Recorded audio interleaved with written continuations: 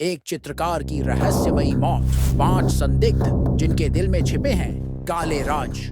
क्या जासूस और लिली हत्यारे को पकड़ पाएंगे? क्लोरेंस के साम्राज्य के एक शांत कोने में सुबह का वक्त था।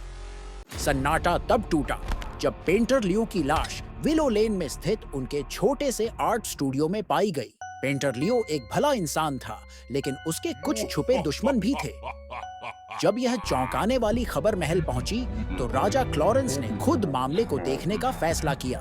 वह विलो लेन पहुंचे, उनका लाल शाही चोगा पीछे लहरा रहा था और उन्होंने भारी मन से घटना स्थल का निरीक्षण किया। मेरे राज्य में अन्याय नहीं होगा, राजा क्लोरेंस ने कहा। सच का पता लगाओ, जिसने भी यह किया है उसे सजा जरूर मिलेगी।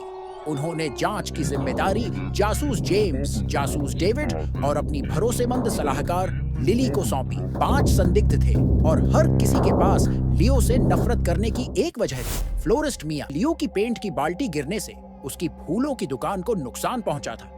शेफ ह्यूगो, उसे लगा लियो ने उसकी सीक्रेट रेसिपी का मजाक उड़ाया। एक पेंटिंग के जरिए लोहार रे पुराने जमीन विवाद को लेकर गुस्से में था। संगीतकार झारा, एक संगीत समारोह में लियो ने उसे शर्मिंदा किया था। पुस्तकालय अध्यक्ष नील, क्योंकि लियो ने एक दुर्लभ किताब को नुकसान पहुंचाया था। स्टूडियो का हाल बुरा था। लाश के पास टूटा हुआ गुलदस्ता पड़ा था, एक अधूरी पेंटिंग जिसमें एक साया सा दिख रहा था, बिखरे हुए पेंट में एक जूते का निशान, मेज के नीचे कुचला हुआ फूल, चिमनी में जली हुई एक कागज की पुर्जी।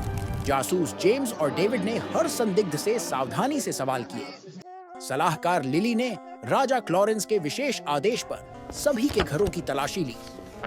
मिया की फूलों की दुकान में सब कुछ सामान्य था। ह्यूगो की रसोई में कोई सुराग नहीं मिला। जारा के संगीत कमरे में बस वाद्य यंत्र थे। नील की लाइब्रेरी में पुरानी किताबें अपनी जगह पर थीं। लेकिन रे की वर्कशॉप में लिली को बड़ी सफलता मिली। लियो की एक फटी हुई पेंटिंग का टुकड़ा भारी औजारों के पीछे छिपा हुआ था। एक कीचड़ से सना बूट जो स्टूडियो में मिले पैरों के निशान से मेल खाता था। एक धमकी भरा पत्र। सच सामने आ गया। रे चुपचाप लियो के स्टूडियो में घुसा। दोनों के बीच झगड़ा हुआ और गुस्से में आकर उसने लियो को धक्का दे दिया। रे को गिरफ्तार कर राजा क्लोरेंस के सामने पेश किया गया। राजा ने सारे सबूत ध्यान से सुने और फिर गर्जना करते हुए कहा, क्लोरेंस के राज्य में न्याय सबसे ऊपर है, कानून से कोई भी ऊपर नहीं।